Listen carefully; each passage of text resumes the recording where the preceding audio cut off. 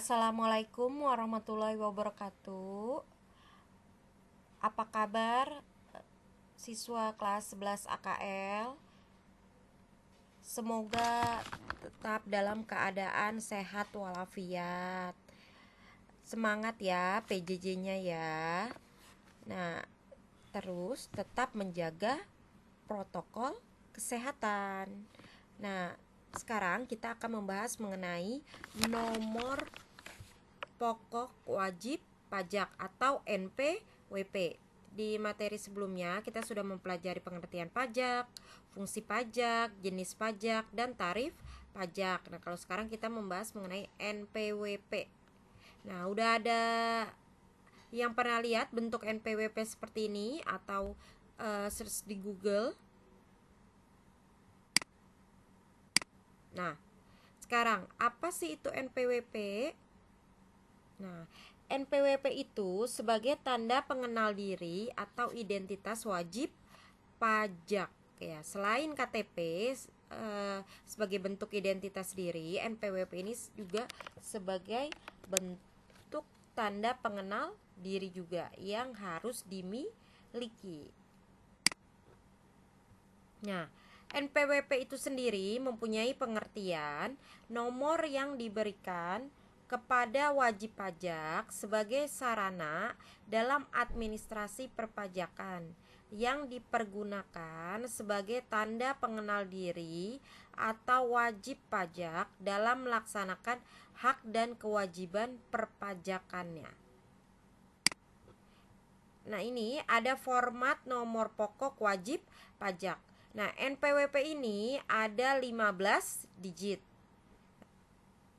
Nah, 15 digit ini sebelumnya NPWP itu hanya terdiri dari 11 digit. Tapi setelah tahun 2001, digit NPWP bertambah 4 menjadi 15 digit.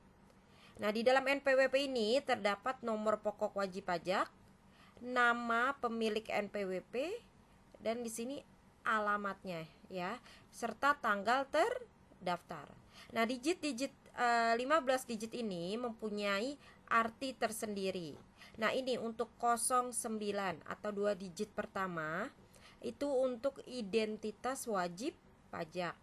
Nah, untuk digit yang 254 atau 3 digit seterusnya A dan 294 ini ada 6 digit. Ini untuk nomor registrasi yang diberikan kantor pelayanan pajak. Nah, yang 3. Nah, digit yang nomor 3 ini. Nah, ini untuk kode pengecekan atau pengamanan apakah NPWP ini asli atau palsu. Nah, lanjut 407. Nah, 3 digit ini mempunyai arti kode kantor pelayanan pajak. Nah, sedangkan 3 digit terakhir, nah ini punya arti 3 digit ini dikeluarkan oleh kantor cabang atau kantor pusat. Jadi 15 digit ini mempunyai arti, bukan asal digit saja ya. Nah, bagaimana yang belum mempunyai NPWP? Nah, ini berikut persyaratan dalam membuat NPWP bagi wajib pajak orang pribadi atau karyawan. Yang pertama, mengisi formulir pendaftaran NPWP. Nah, untuk mengisi formulir pendaftaran NPWP, ini bisa ke kantor pelayanan pajak atau kalian bisa mengisinya di secara online ya. Nah, yang kedua, melengkapi persyaratan dokumen berupa 1. Fotokopi KTP untuk WNI, 2. Fotokopi paspor dan kitab atau kitas untuk WNA. Nah, kitab ini kartu izin tinggal tetap, sedangkan kitas ini kartu izin tinggal terbatas. Nah, bagaimana yang sudah mempunyai NPWP? Nah, disimak ya hak dan kewajiban perpajakannya bagi wajib pajak yang sudah memiliki NPWP. Nah, ini haknya ya. Ada yang mengajukan permohonan, memperoleh dan mengajukan haknya. Ini pengembalian kelebihan pembayaran pajak, penundaan atau mengangsur pembayaran. 3. Penundaan pelaporan SPT tahunan. SPT ini singkatan dari surat pemberitahuan. Kedua, memperoleh perlindungan kerahasiaan data atau informasi. 2. Memperoleh layanan konsultasi di KPP secara gratis. KPP ini singkatan dari Kantor Pelayanan Pajak. 3. Mengajukan keberatan banding dan peninjauan kembali atas hasil pemeriksaan, permohonan pengurangan penghapusan sanksi. Nah, sedangkan kewajibannya daftar, hitung, bayar, dan lapor. Nah, lapor ini ya, jangan lupa ya. Nah, apa sih manfaat NPWP? Nah, ini ada beberapa manfaat NPWP, ada 6. Yang pertama, ketika kalian membuat paspor. Untuk persyaratan pembuatan paspor, kalian diminta untuk melampirkan NPWP. Yang kedua, pengajuan SIUP. SIUP itu apa sih? SIUP itu surat izin usaha perdagangan.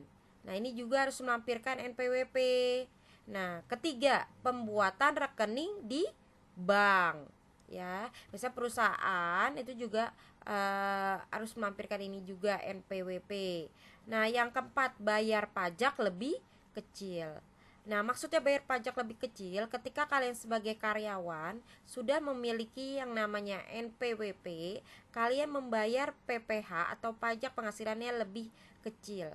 Sedangkan kalau yang tidak mempunyai NPWP, nah itu lebih besar PPH-nya karena nanti dikalikan 120% dikali PKP dikali tarif pajak.